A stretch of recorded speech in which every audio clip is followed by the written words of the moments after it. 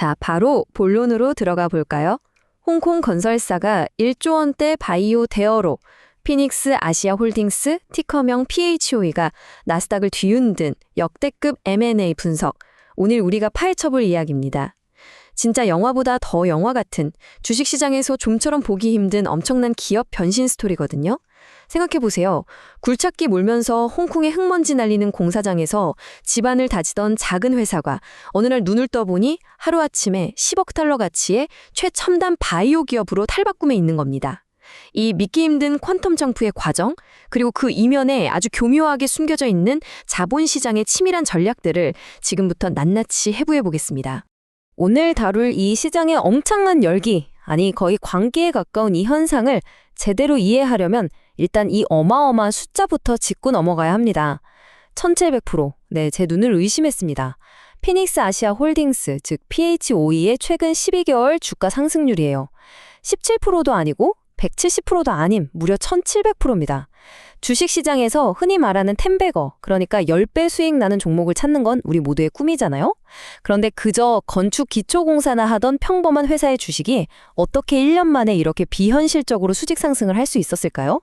이걸 단순하게 요즘 유행하는 밈 주식이나 테마주 장세로 치부하기엔 상승률이 너무 기형적이죠. 이 숫자 이면에는 진짜 흥미진진한 스토리가 숨어 있습니다. 여기서 우리가 짚고 넘어가야 할 너무나도 기가 막힌 역설이 하나 있습니다. 그러니까 홍콩에서 중장비 동원해서 땅 파고 기초공사하던 중소규모 회사가 어떻게 하루아침에 암세포랑 싸우고 코로나 바이러스를 억제하는 그 최첨단 바이오 파이프라인을 10억 달러, 우리 돈으로 1조 원이 넘는 엄청난 돈을 주고 살 수 있었냐는 거죠. 이건 뭐 원래 하던 사업을 조금 확장한 수준이 절대 아니잖아요. 회사의 DNA 자체를 통째로 갈아 끼워버린 완전히 다른 세계로 넘어간 겁니다. 여러분도 이 대목에서 이런 생각 드시죠? 아니 도대체 현금은 어디서 나왔고 어떻게 이런 말도 안 되는 딜이 가능했던 거지? 바로 이 지점이 오늘 분석의 핵심입니다. 이 황당하면서도 호기심을 극도로 자극하는 상황에 대해 주식시장은 어떻게 반응했을까요? 말 그대로 매수 광풍이 불어닥쳤습니다. 5월 4일, 이 엄청난 인수합병 소식이 시장에 딱 전해지자마자 PHOE 주가는 단 하루 만에 무려 169%나 폭등해버렸어요. 평소 거래량의 17배가 넘는 주식이 하루아침에 손바뀜을 일으켰습니다. 도대체 왜 이렇게 열광했을까요? 사실 개인 투자자들은 이 회사가 지금 당장 돈을 얼마나 잘 버느냐 하는 펀더멘털보다 이 극적인 변신, 이런 스토리 자체에 완전히 꽂혀버리고 옵니다.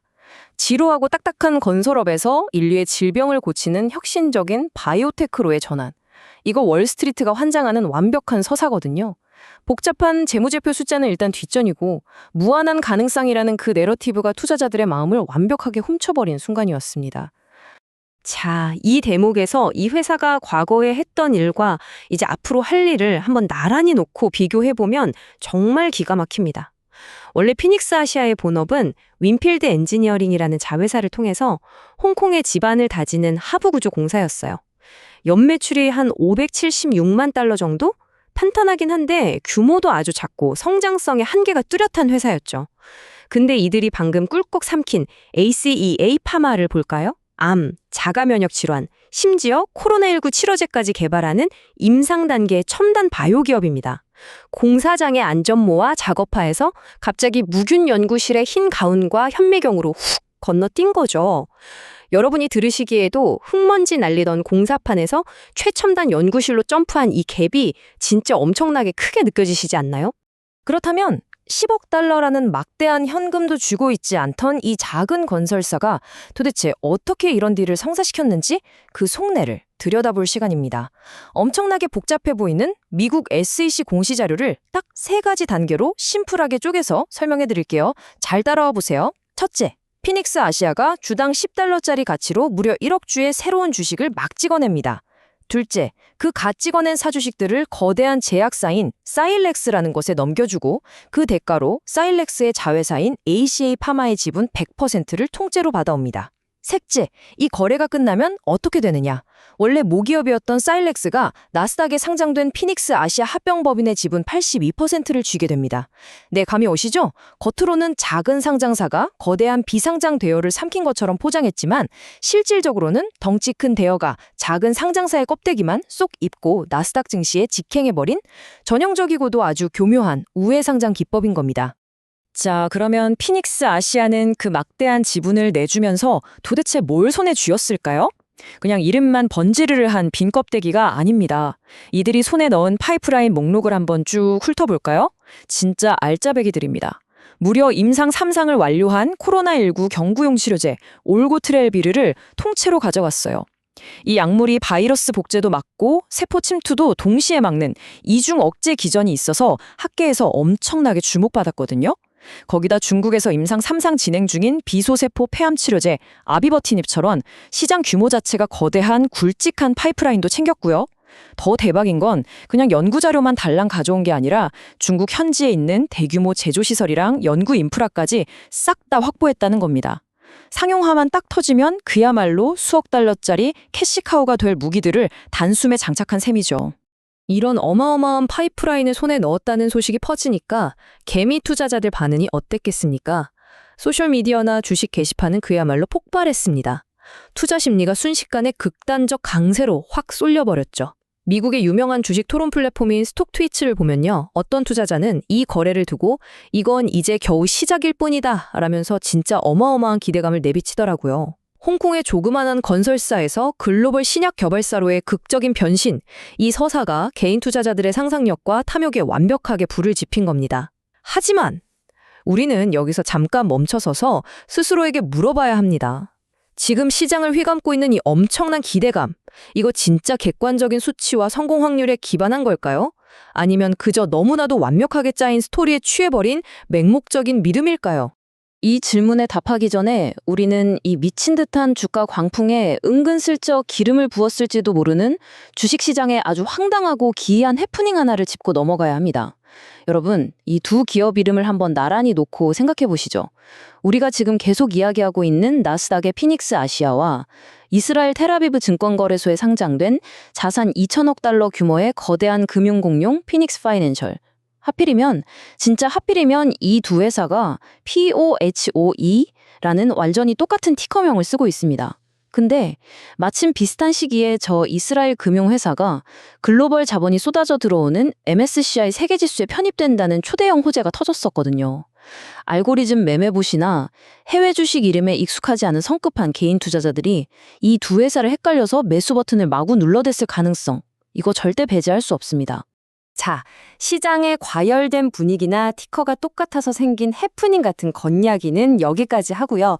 이제부터는 진짜 팩트, 진짜 무서운 자본의 움직임을 들여다볼 차례입니다. 그 화려한 인수합병 보도자료 구석에 아주 은밀하고 교묘하게 숨어있던 금융공학의 흔적이 하나 있거든요. 바로 피닉스 아시아의 지배주주에게 직접 발행된 어마어마한 규모의 어음입니다. 그 금액이 얼마냐고요? 무려 2천만 달러, 하나로 치면 약 270억 원에 달합니다.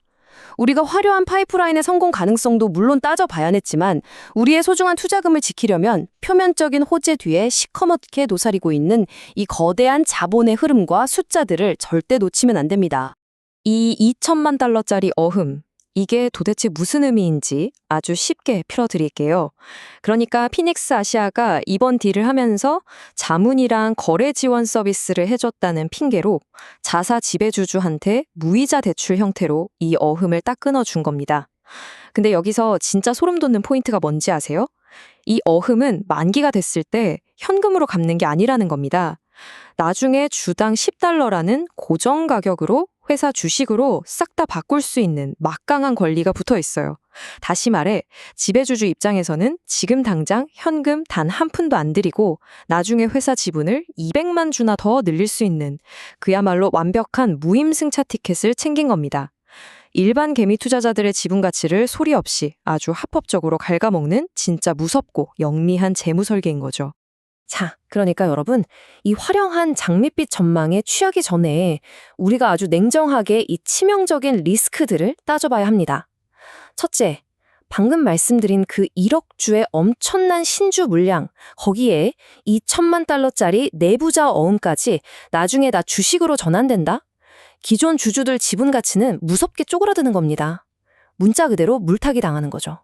둘째, 제 아무리 파이프라인이 훌륭해 보여도 바이오 신약이라는 게 뭡니까? 최종 상용화까지 수많은 임상 실패의 지뢰밭을 통과해야 합니다. 셋째, 핵심 무기라는 올고트렐비르가 시장에 제대로 나오려면 속을 알 수 없이 깐깐한 중국 식약처 NMPA의 승인 장벽을 넘어야만 합니다. 마지막으로 회사의 핵심 제조량, 연구시설이 몽땅 중국에 몰려있다는 사실? 이거 지금처럼 불안불안한 글로벌 지정학적 갈등 상황에서는 회사 운명 자체를 뒤흔들 수 있는 엄청난 시한폭탄 같은 리스크 포인트입니다. 자, 오늘 이 놀라운 기업의 변신 과정을 쭉 따라와 보셨는데 어떠신가요? 오늘 분석을 마무리하면서 여러분께 아주 본질적이면서도 도발적인 질문을 하나 던지고 싶습니다. 이 역사적이고 논란도 많은 10억 달러짜리 대전환, 이 진짜 정체는 과연 뭘까요? 홍콩의 그 작은 굴삭기 회사가 인류를 질병에서 구원할 혁신적인 바이오 강자로 화려하게 부활하는 위대한 서막일까요? 아니면 미국 자본시장의 허점과 개미 투자자들의 탐욕을 아주 교묘하게 파고들어서 막대한 부를 챙긴 내부자들을 금융공학 마스터 클래스일까요? 어느 쪽이 정답이든 이 거대한 도박의 최종 승패는 결국 인수한 파이프라인이 진짜 약으로 상용화가 되느냐 마느냐에 달렸습니다. 눈길을 사로잡는 화려한 헤드라인 이면 그 복잡한 숫자와 재무 구조 속에 진짜 투자의 단서가 숨어 있다는 사실 절대 잊지 마시기 바랍니다. 오늘 준비한 이야기는 여기까지입니다. 끝까지 함께해 주셔서 감사합니다.